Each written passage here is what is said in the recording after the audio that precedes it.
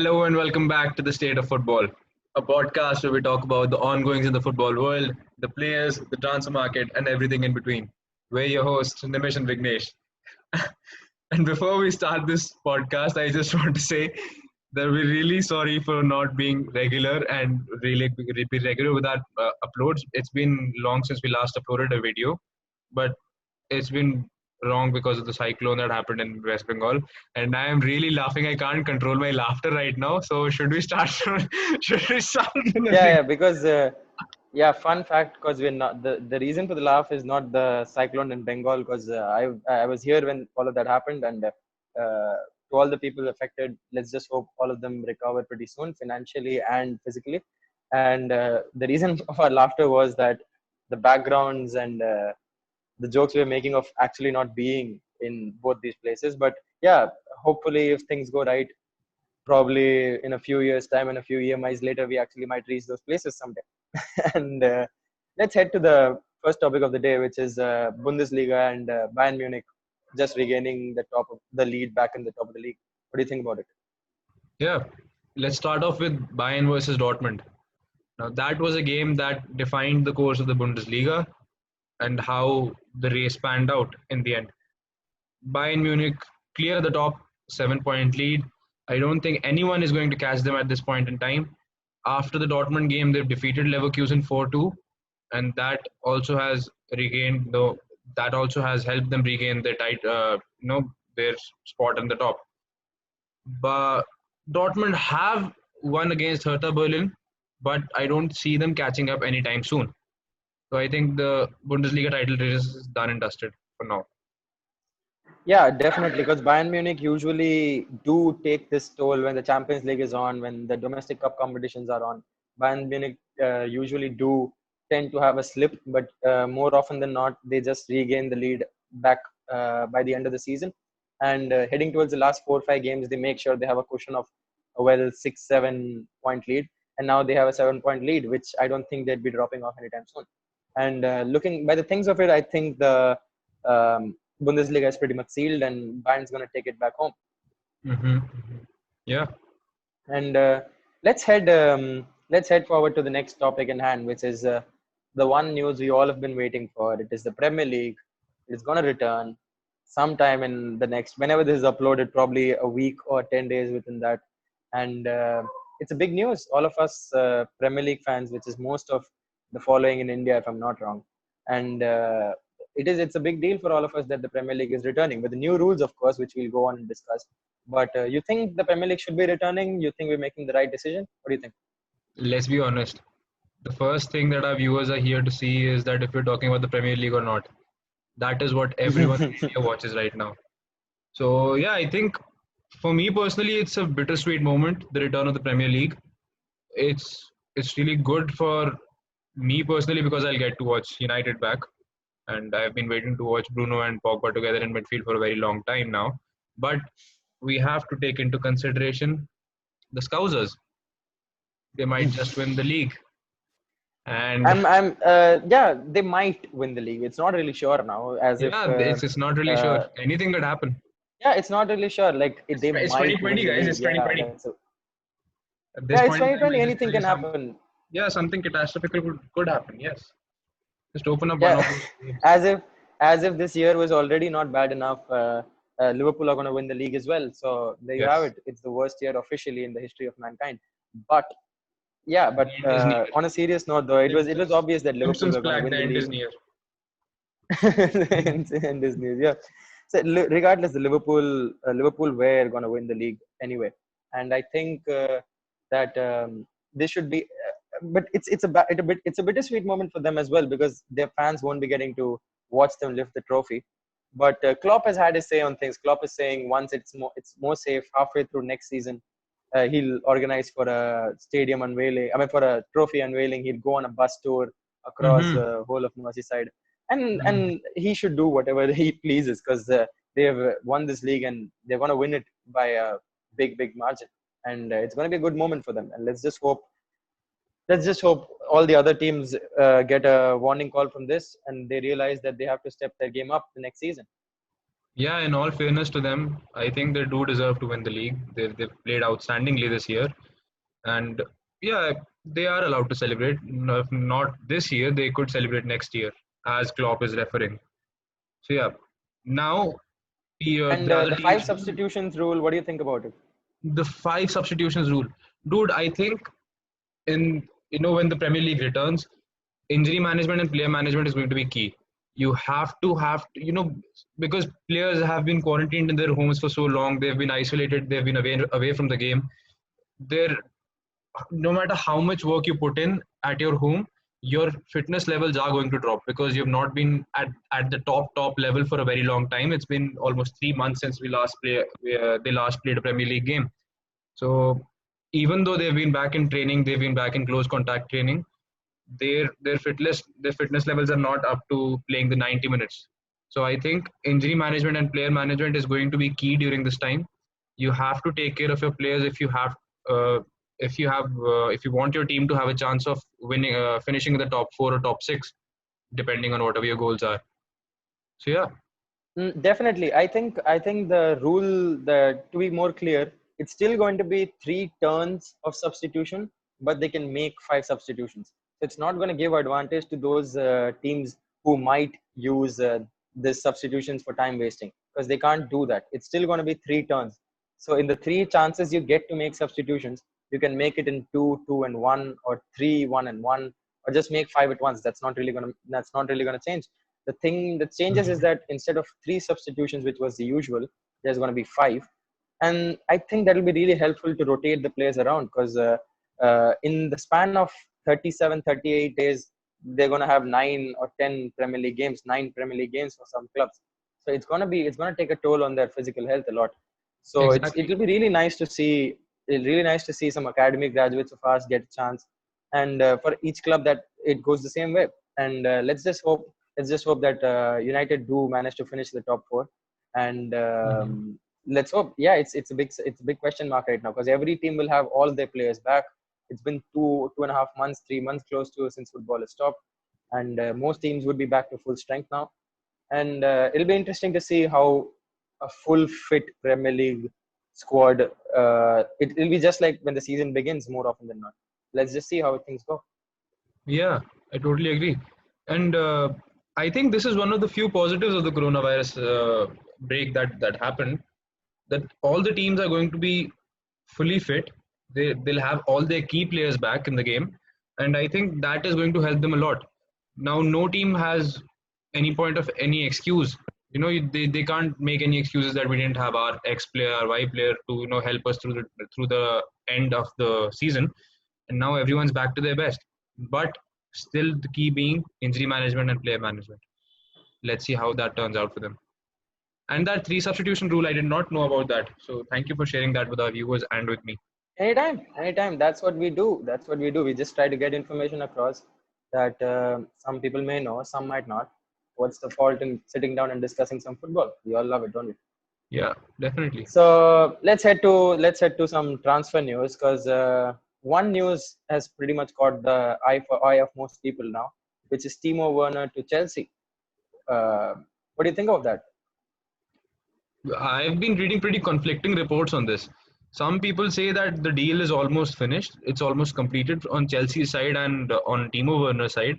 But uh, a few days ago, Goal.com posted this article where it stated that the Leipzig director said that they have no deal with Chelsea whatsoever. So these are pretty conflicting stories that are If coming if out. I if I may interrupt, the thing Yeah, is definitely. that in my opinion, when Fabrizio Romano says it's on, more often than not, it's on. So Fabrizio just clarified that Liverpool were in for Werner for a long time, and he's had conversations with Klopp and things like that. But then Liverpool aren't willing to shell out the 49 million release clause. They thought they'd get him for somewhere less, somewhere around the 40 or 35 to 40 mark. Now Chelsea are the team which went on and activated the release clause, as per the news. Hmm. So it's not even upon Leipzig right now. Leipzig can't do anything if Chelsea go on and activate the release clause. It's then upon the player if he wants to move or not. There's a reason the release clause was put in. But then the thing is, you don't want Leipzig manager or director to come out and say that we have a deal in place, which will only mean the club they would be negotiating to for a replacement would know that they have a 50 million cash reserve at the moment because they just got it for Timo Werner's buying, for It does Timo make Werner's sense. sale. So Yeah, any team that would be willing to willing to sell their players would go. You just got the money from Timo Werner. Instead of 15 million for this player, give us 25, and that would be pretty much justified of that team because they know the team they're buying from has a cash reserve. It's pretty much what Leicester tried to do when they uh, sold Harry Maguire to us for 80 million, because it was in last 4 or 5 days of the window last summer, and they went on and inquired for the likes of Tarkowski from Burnley or Nathan Ake from Bournemouth, and they just went, give us 80 million because we know you have it right now. And that's pretty much how basic business functions. You never let the other people know that you have a deal in place before you absolutely have to. And the director of Leipzig has done pretty good in containing that, but I still do think that when Fabrizio Romano says it's on, it's going to be on. whatever you said right now makes complete sense. Let's just keep it at that. I think, yeah. Yeah, let's just. If Fabrizio So Romano says that the deal is going to happen, I think it's going to happen. yeah, it's going to happen. Yeah. So speaking of Fabrizio Romano, and this would make sense because most tweets Fabrizio Romano is receiving right now, if I may be factually correct as well, but I'm just making an assumption, is regarding Donny van de Beek, the Dutch center midfielder who has been a sensation for over 2.5 years now. And he's been phenomenal for Ajax, and he's got that Champions League experience. He's got the experience of winning league titles with them.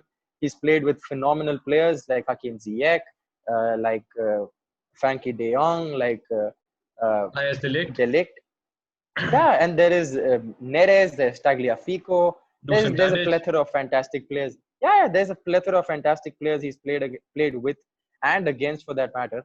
And he was a part of the team that went on and played the semi-final a couple of years ago. Was it a couple of no last year? Sorry, Last year who against played the Tottenham. semi-final last year in the It's only Champions League 2020, buddy. semi-final against Don't worry, Tottenham. we'll get through.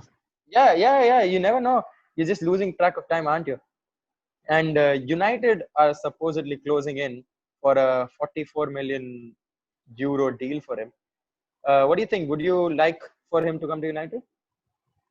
Uh, See, his future depends a lot on Paul Pogba, our main Yeah. controversial figurehead. And I honestly think Pogba does not want to stay in United. It's just a matter of time. He's not getting a right deal at this point of time. Juve were in for him. They did inquire for him, but they did not get any positive result. The coronavirus has also had, an effect on his valuation as a player. And I think because of that, I think if he holds out for one more season and United get Van de Beek, I think United should get Van de Beek in this window if they can, because Pogba is definitely going to leave next season for the likes of Real Madrid or Juventus. Because if you look at the age of the midfielders in Real Madrid, Modric is 34 right now, and uh, the likes of Isco and Casemiro, and the only Cruz. young person in that team is Fede Valverde, that that the prodigy. Yeah. And other than that, everyone else is fading towards the later end of their careers. So I think Van de Beek will be a like for like replacement for United. But but let's just see that Juve, Madrid, and Barcelona are in for him right now. So United will have to battle. I as though have a different opinion that I don't think this deal would be dependent on Paul Pogba, because there's been players we've failed to replace for a long time. We haven't yet replaced Ander Herrera. We haven't yet Mhm. replaced Marwan Fellaini. They're going to lose out on Juan Mata in a matter of few months, if not a year at max. They're going to let either of Lingard or Pereira leave by the end of this season, if not the next. So that's 4 players that's gone out, and the only midfielder we've signed is Bruno Fernandes. I think this is a deal United could do without uh, involving Paul Pogba. I think this deal might go through even if Paul Pogba stays. And would I like him at United? 100%. He's a phenomenal player. He has the skills. He can play box to box. He can play deep. He can have that creative impact as well. He can carry the ball. That's something we've lacked for a while right now. Like that's something we've seen Fred do quite often these days. Fred carries the ball forward. We don't have a player of that sort. When fully fit, Paul Pogba does that. He can spray the ball. He can carry the ball as well. And I think Donny van de Beek can be that player. And I've been since we've been linked to him even before that for almost a year and a half. I've been watching his videos. I've been watching him play the Champions League games, all the compilations, skill compilations, goals and assists. He's a fantastic player.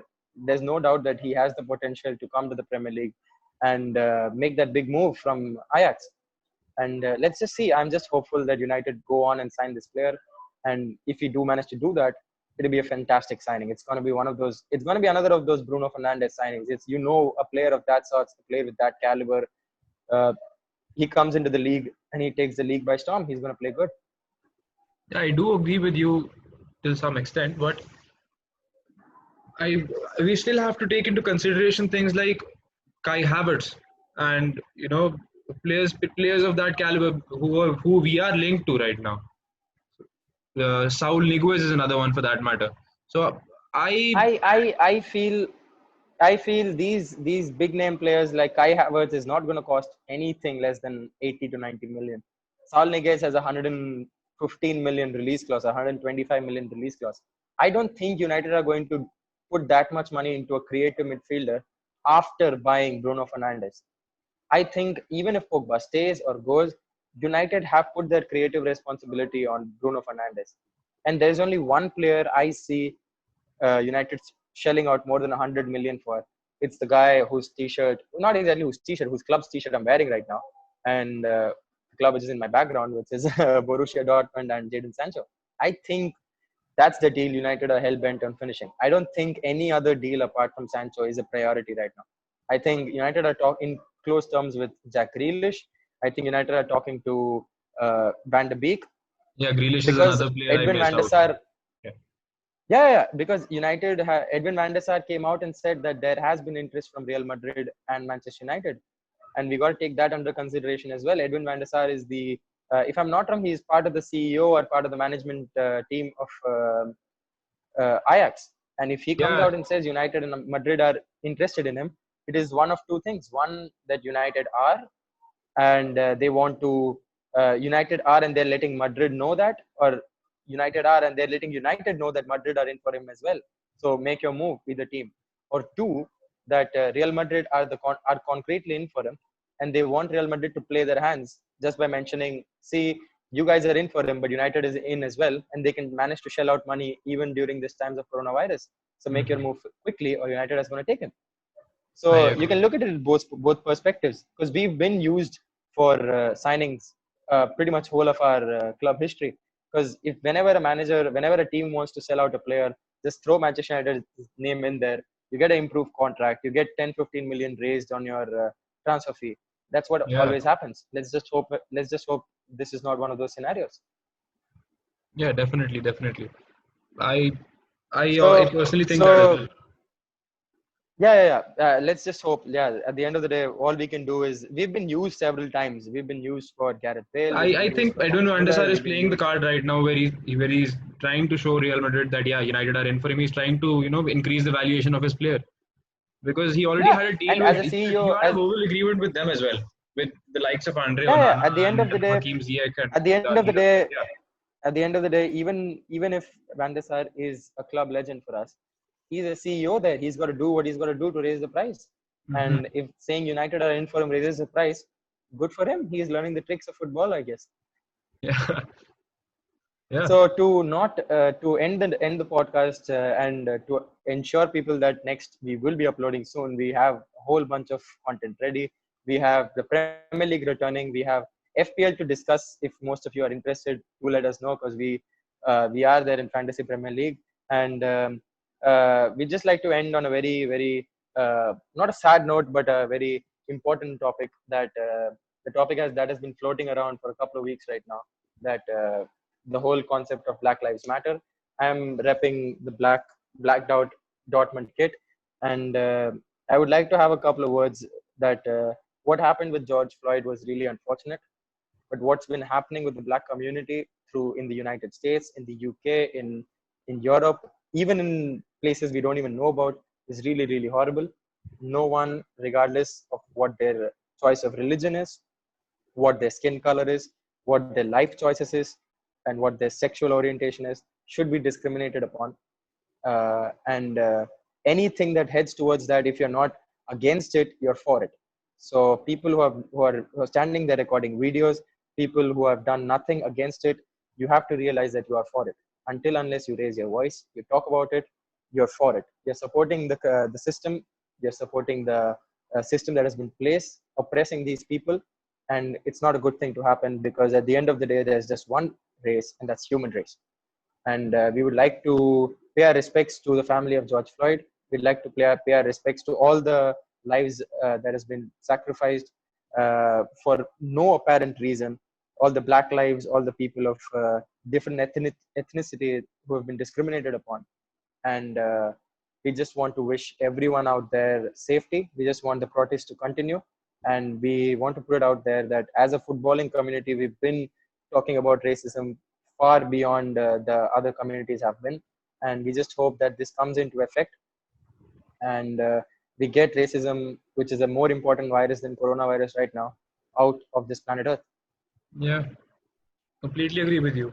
And I just want to add something to this, that even if you think that you're not a racist, saying that you're not a racist is not going to be enough. We need to bring change within ourselves. We need to, change how we act with other people around us. Because you could say that you're not a racist, but there are actions, there's bigotry built into us. We've been taught how to differentiate on the basis of caste, community, creed, sexual orientation. It's built into us. It's so it becomes really important to check ourselves from time to time and see where this negative behavior arises from, and we have to curb that behavior, and we have to, the change will show automatically around you. So just be kind towards each other, be, respectful towards each other, and yes, stay safe, stay happy, keep spreading positive vibes around you. Yeah, and on a very respectful note to George Floyd, we'd like to end this episode, and we'd like to promise you that more episodes will be coming soon. Let us know if you want to talk about anything particular in the comment section below, and do share this video if you feel like you've learned something new, or even if you've enjoyed it, because we really appreciate it. Yeah, so I Thank think that's you. That's thank time. you. That's a wrap from Vignesh and Nimish from the first episode on YouTube of Yes, That's Football. first episode Not on That's YouTube. Football. The State of Football. What am I on about? The State of Football. And we'll hopefully see you next time. Peace. Peace.